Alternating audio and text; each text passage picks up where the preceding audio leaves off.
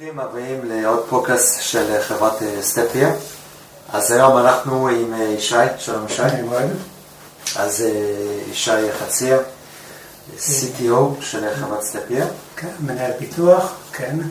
ואני משה, מנהל מחירות של חברת סטפיה. אז היום בעצם אנחנו מדברים על הנגשת תחבורה ציבורית, אוקיי? וניכנס בעצם לפרויקט ברומניה, אבל בואו נתחיל בעצם במבוא, מתי בעצם סטפיה התחילה להנגיש תחבורה ציבורית, אם אתה יכול לתת לנו כמה פרטים. אז סטפיה באופן כללי, בתור חברה שמתעסקת עם הנגשה של המרחב הציבורי, זיהינו כבר לפני הרבה מאוד זמן שהנושא של תחבורה ציבורית הוא קריטי להתנהלות היומיומית של אנשים עם מגבלה. מאחר ואין להם ברובם אין רכב פרטי, ומהיכרותנו עם הנושא, אחת הבעיות הקריטיות לאנשים עם מגבלה או ליקויי ראייה, דבר ראשון זה למצוא את התחנה עצמה, כשאתה הולך ברחוב לדעת מה זה התחנה. דבר שני, מתי כל אוטובוס מגיע, למרות שהיום יש את זה באפליקציות וכל מיני דברים, אבל הסוגיה המרכזית היא שקורה לא מעט פעמים, גם לעובדים שלנו פה בחברה, שאמורים להגיע לעבודה, והאוטובוס, הם מחכים לתחנה, והאוטובוס עובר על פניהם ולא עוצר. כי כמו שנהוג במדינת ישראל, אם אתה לא מנפנף לשלום לנהג וקורא לו בשם שלו, אז הוא לא עוצר לך. אוקיי. צריך פה הרבה אינטראקציה. עכשיו, אדם עיוור או לקוי ראייה, לא יודע, מאחר הוא לא יודע איזה אוטובוס מגיע, אז הוא לא מנפנף, אז האוטובוס נוסע. נכון. אז זה יכול זה בעצם, זה הלמה, ובואו ניתן כאילו בעצם את הדגש על מה זה עושה בעצם, מה זה נותן, אז אמרת בעצם מידע על הקווים, על התחנה איפה שהוא הגיע, נכון? כן, זה נותן לו מידע, זה נותן לו מידע מתי האוטובוס מגיע. ומה שאנחנו עושים, אנחנו מחברים בין האפליקציה של המשתמש לנהג האוטובוס. זאת אומרת, אנחנו מייצרים ממשק דרך כל מיני מחשבים ומערכות בדרך, דרך נתונים של משרד התחבורה, כשאדם עם מגבלה בתחנה מסוימת, שולחים הודעה לנהג, הוא מקבל הודעה לפני שהוא מגיע לתחנה, יש לך אדם עם מגבלה בתחנה הקרובה. ואז, אם זה אדם לקוי ראייה, אז הוא יודע לעצור צמוד למדרכה, ומישהו עם כיסא גלגלים, הוא גם צריך לעצור צמוד למדרכה, כדי שאוכל לפתוח את הרמפה. אוקיי. אז בואו נפרט לגבי, בעצם היו כבר פרויקטים שעבדו, שעובדים, אז בואו בעצם נפרט מיקומים, חברות לתחבורה, וכמה מילים על הפרויקטים עצמם. אז היה פיילוט לפני כ4 שנים, במימון של משרד התחבורה, בכפר סבא ורעננה, שעבר בהצלחה, אבל משרד התחבורה לא המשיך את הפרויקטים האלה, מסיבותיו הוא. בימים אלה אנחנו עושים פרויקט עם חברת דן בהובלה של עיריית רמת גן, בקו 67 פה ברמת גן, שבימים אלו כבר יושק. יש לנו פרויקטים ברכבת, דיברנו עליהם בעבר. ומה שאנחנו עושים עכשיו, הפרויקט הזה, זה פרויקט ברומניה, זה פרויקט גדול. נכון, אז כמה מילים על רומניה, על השוק הרומני, הנגשה ציבורית ברומניה, ובעצם מתי התחילה את הפעילות ברומניה עצמה? ברומניה התחלנו את הפעילות לפני 4 שנים נדמה לי, משהו כזה. וגם אז צריך להבין, זו מדינה בלי תקנות בתחומי נגישות ובלי שום דבר, וכיום כל תחום הנגישות שם והנגישות ללקויי ראייה הוא בתוך התקנות כבר ובתוך הדברים, בחוקים של עיריות וכן הלאה.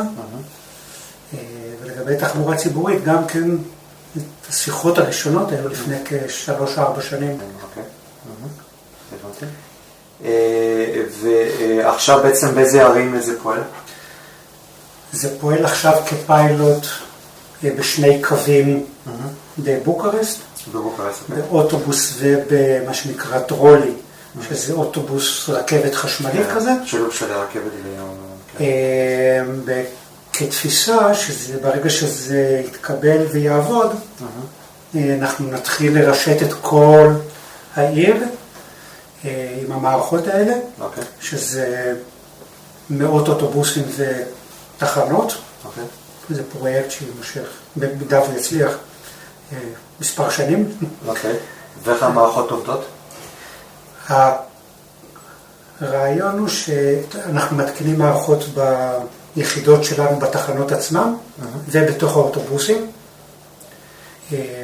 וזה לא כמו שיש בארץ שהכריזה באוטובוס כבר עובדת, אז אנחנו שמים רמקולים שלנו שקורזים כשהאוטובוס מגיע לתחנה והדלת נפתחת, אז הרמקול שלנו קורז כשיש אדם עם מגבלה בתחנה.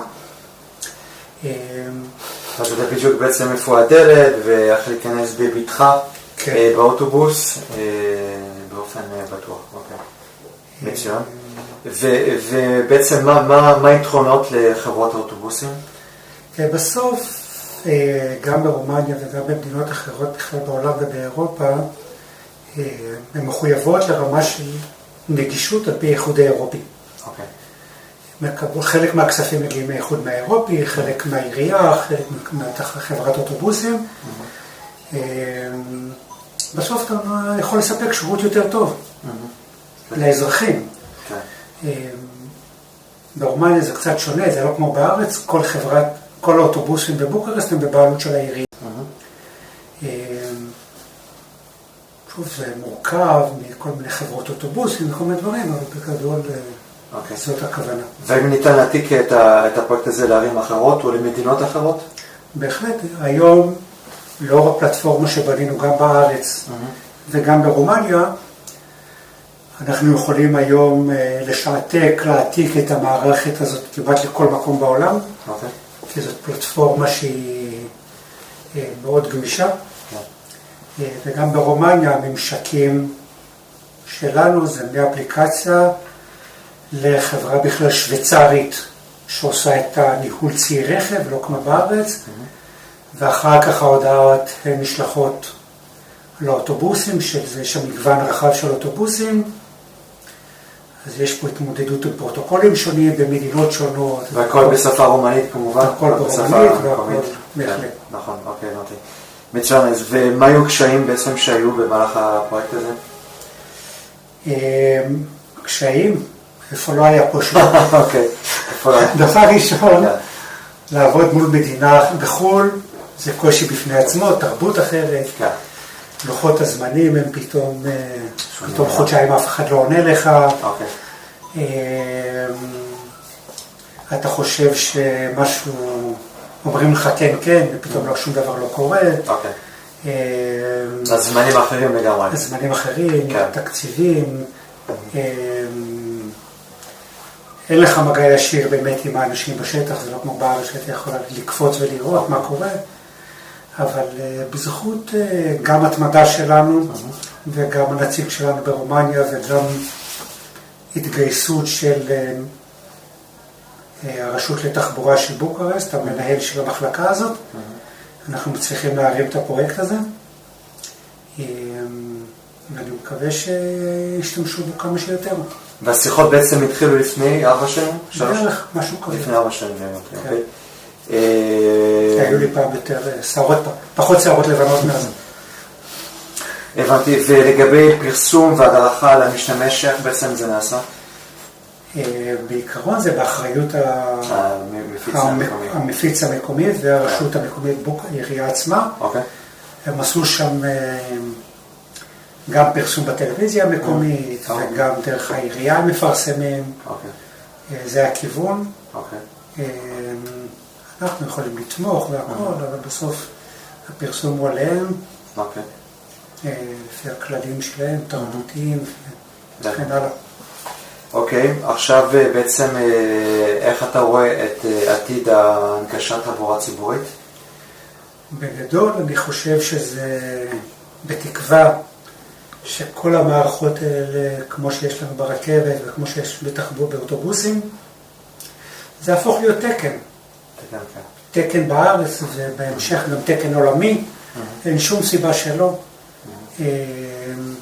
זה טוב גם לחברות האוטובוס, זה טוב גם למשתמשים, זה גם טוב לעירייה עצמה, כי ברגע שהמשתמשים, אנשים עם מגבלות עצמאיים, יכולים ללכת לסרט לבד, יכולים ללכת לקניות לבד, יכולים להתנייד לבד בצורה עצמאית, אתה מקבל אוכלוסייה יותר בריאה. בסוף זה אינטרס של כולם, זה win-win-win situation. חברות האוטובוס משלמים פחות קנסות, אז זה באמת, ואין פה היום פערים טכנולוגיים כמעט. נכון. רק מימוש נכון. כן, לגמרי. הבנתי, מצוין.